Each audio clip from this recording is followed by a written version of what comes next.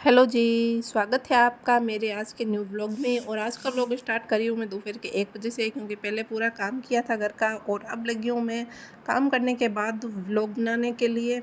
तो आज मैं आप लोगों के लिए बहुत ही ज़रूरी वीडियो लेके आई हूँ, जो कि होने वाला है कि राजपूती ड्रेस में फिनिशिंग कैसे लाएं। क्योंकि राजपूती सूट तो सभी सिल लेते हैं, लेकिन उसमें फिनिशिंग लाना बहुत ही ज़्यादा मुश्किल होता है, जो कि सबसे नहीं आती है। तो ऐसे में कौन से टिप्स को हम फॉलो करें कि हमारे राजपूती ड्रेस में अच्छे से फिनिशिंग आए और एकदम क्लियरली हमारी पोशाक दिखे, तो इसके लिए क्या कर सकते हैं। तो कुछ टिप्स और ट्रिक्स हैं जिनको हम फॉलो करके राजपूती ड्रेस में फिनिशिंग ला सकते हैं। तो चलिए देखते हैं कौन कौन से ऐसे टिप्स हैं जिनको फॉलो करके हम राजपूती ड्रेस में फिनिशिंग ला सकते हैं। तो वीडियो को एंड तक ज़रूर देखना। और अगर वीडियो पे आप लोग नए हो तो चैनल को सब्सक्राइब कर लेना और लाइक कर देना, बेल आइकन को दबा देना, जिससे कि आपको मेरा नोटिफिकेशन मिल सके। और आप लोग मेरी स्पीकिंग पर मत जाना, क्योंकि मैंने वॉइस ओवर किया है क्योंकि जब मैं वीडियो बना रही थी तो मेरा बाबू बहुत ज़्यादा शैतानी कर रहा था और आवाज़ कर रहा था, तो मैं रिकॉर्ड नहीं कर पाई थी अच्छे से, तो मैंने इसमें वॉइस ओवर किए, तो आप प्लीज़ इग्नोर कीजिएगा।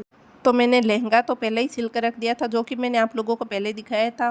तो आप उसकी फिनिशिंग देख सकते हैं कि कितनी प्यारी आई हुई है। आप भी ऐसी फिनिशिंग ला सकते हैं। इसमें थोड़ी सी आपको मेहनत करनी होगी। सबसे पहली बात तो आपको ये ध्यान में रखनी है कि जब आप मंगजी बनाते हैं तो गुने को हल्का सा खींच के लेना है, क्योंकि इसको जब लूज़ तोड़ते हैं तो गुने में फॉल आ जाती है, बेलन भी आ जाती है, आप इसको कुछ भी बोल सकते हैं। तो आपको गुणे को हमेशा खींच के लेना चाहिए। और जब आप ढीले हाथ से लोगे तो इसमें मतलब सल पड़ेंगे बाद में, क्योंकि मंगजी अच्छे से नहीं बैठेगी। और उसके बाद क्या करना है, देखो आप जब भी मंगजी लगाते हो उसके बाद आपको क्या करना है, जब आप मंगजी लगाते हो तो सबसे पहले आपको नाखून से गुणे को अच्छे से जमा लेना है, क्योंकि अच्छे से जमा लेने के बाद आपकी मंगजी अच्छे से लगेगी और उसमें एक भी सल नहीं पड़ेगा और बेलन भी नहीं आएगा। तो ऐसे आपकी मंगजी अच्छी लगेगी। और आप इसको कुर्ती या कांसली कहीं पे भी लगाओ, अच्छे से फिनिशिंग आएगी, क्योंकि नाखून से जमाने के बाद गुणे में फिनिशिंग अच्छी आती है, बेलन भी नहीं पड़ती है। इसीलिए बोलती हूँ कि नाखून से गुणे को पहले जमा के फिर लगाना चाहिए। तो आज हम बात कर रहे हैं कि राजपूती पूरा सूट सिलते हैं तो उसमें कौन कौन सी बातों का ध्यान रखें जिससे कि हमारे पूरे सूट में अच्छी फिनिशिंग आए। तो सबसे पहले स्टार्ट करूंगी मैं लहंगे से। तो लहंगे में सबसे ज़्यादा दिक्कत आती है कि हमारी कलियों में एक कलियों में सल आ जाता है और हमारी कलियां घूम जाती है। तो उनको सही करने का सबसे अच्छा तरीका यही है कि आपको कलियों को ढंग से जोड़ना है।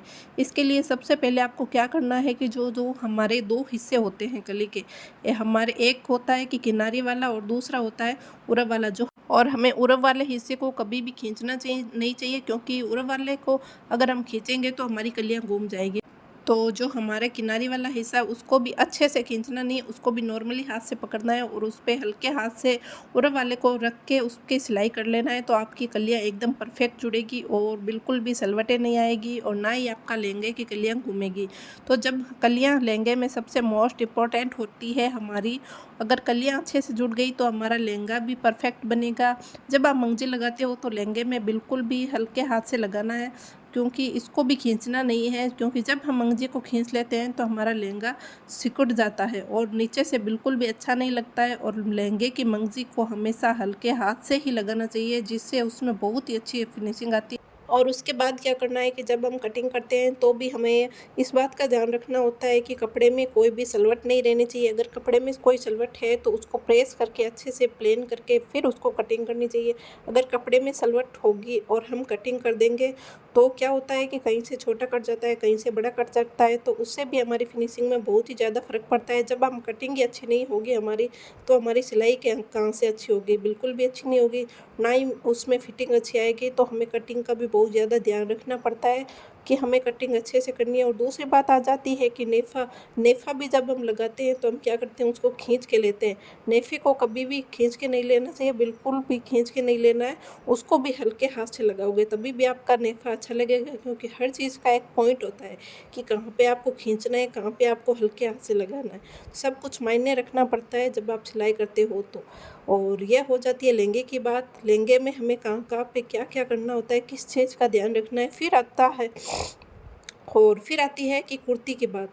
कुर्ती में आपको गले के और बाजू की जो मंगजी लगाते हैं उसको हमें अच्छे से खींच के लगानी है, क्योंकि उसमें सबसे कुर्ती में मोस्ट इम्पॉर्टेंट होता है हमारा गला। अगर गले की मंगजी अच्छे से नहीं लगी है तो हमारी फिनिशिंग बिल्कुल भी अच्छी नहीं दिखती है। तो गले की मंगजी के लिए आपको अच्छे से खींचते हुए लगानी है, और बाजू में भी जहाँ हमारी गोलाई है वहाँ अच्छे से खींच के लेना है, जिससे मंगजी बिल्कुल भी ऊठी नहीं होगी और एकदम फिनिशिंग आएगी और ना ही बेलन पड़ेगा। जब आप गुना निकालते हैं तो आपको एक बात ध्यान रखनी है कि जो हमने गुना लगाया है उसकी जो सिलाई है वो भी हमें मतलब उसकी मशीन को हमें बराबर चलाना है, जिससे क्या होगा कि हमारा गुना बराबर निकलेगा। और हमारी प्रैक्टिस नहीं है तो आपकी मशीन सीधी नहीं चलती है अगर, तो आप सबसे पहले उस पर प्रैक्टिस कीजिए, क्योंकि मशीन को सीधी चलाना बहुत ज़्यादा ज़रूरी है। अगर आप मशीन ही सीधी नहीं चलेगी तो आप कितनी भी कोशिश कर लो आपकी सिलाई में फिनिशिंग नहीं आएगी। तो आपको क्या करना है, अगर आपकी मशीन सीधी नहीं चल रही है तो आप मशीन सीधी चलाने के लिए क्या कीजिए कि ट्राई करो कि आप कपड़े पे ज़्यादा से ज़्यादा मशीन चलाओ, कौन से भी कपड़ों पे, या फिर आप नाड़ी सिल सकते हैं। नाड़ी सिलने से आपकी प्रैक्टिस भी अच्छी हो जाएगी और आपकी मशीन भी सीधी चलने लगेगी, और इससे क्या होगा कि आपके नाड़े भी सिल जाएंगे, एक से दो काम हो जाएंगे। तो आप यही कीजिएगा, सबसे बेस्ट होगा कि आप ज़्यादा से ज़्यादा नाड़े सिलें। और फिर आ जाती है हमारी कुर्ती के नीचे के घेर की बात। तो कुर्ती के घेर में आपको ये बात ध्यान रखनी है कि आपको बिल्कुल भी मंगजी को खींच के नहीं लगाना है। ऊपर हमने मंगजी खींच के लगाई थी, यहाँ पे हमें मंगजी खींच के नहीं लगानी है, क्योंकि इससे हमारा क्या होगा, कुर्ती का घेर सिकुड़ जाएगा और बिल्कुल भी अच्छा नहीं लगेगा। तो घेर की मंगजी को आपको बिल्कुल भी नहीं खींचना है, हल्के हाथ से लगाना है। और उसके बाद क्या करना है कि मंगजी के कुर्ती के कोने कोने में आपको परफेक्ट बनाना है। और जब आप कोने बनाते हैं तो आपको मंगजी को फोल्ड करते हैं तो हमें देखना होता है कि हमें कितनी फ़ोल्ड करनी है। कभी क्या होता है कि हम कभी छोटा फ़ोल्ड कर देते हैं और कभी बड़ा फ़ोल्ड कर देते हैं, तो हमारी मंगजी का कोना अच्छे से नहीं बन पाता है। और कभी हम ज़्यादा उसको फ़ोल्ड करके रख देते हैं तो भी अच्छा को नहीं बनता है। तो परफेक्ट कितना फ़ोल्ड करना है हमें वो उसका ध्यान रखना होता है। हमें सारे कोनों में बराबर फ़ोल्ड करना है। नहीं तो आप क्या कीजिए कि अपनी अंगुली का नाप रखिए, एक अंगुली जितना आपको फ़ोल्ड करना है, क्योंकि इससे आपको नाप भी याद रहेगा और आपकी मंगजी अच्छे से फ़ोल्ड भी हो जाएगी। तो ये हो गई हमारी कुर्ती की बात। तो अब हम आ जाते हैं कांसली की बात में। कांसली में हमें किस बात का ध्यान रखना है, और हमें यह बात का ध्यान रखना है कांसली में कि हमारी टुक्की एकदम बराबर कटी होनी चाहिए। कांसली में मेन होता है कटिंग, क्योंकि सिलाई तो हम कर ही लेंगे लेकिन कटिंग एक अगर अच्छे से नहीं होगी तो हमारी कांसली परफेक्ट नहीं बैठती है। और कांसली में क्या होता है, कटिंग बहुत ही ज़्यादा मोस्ट होती है।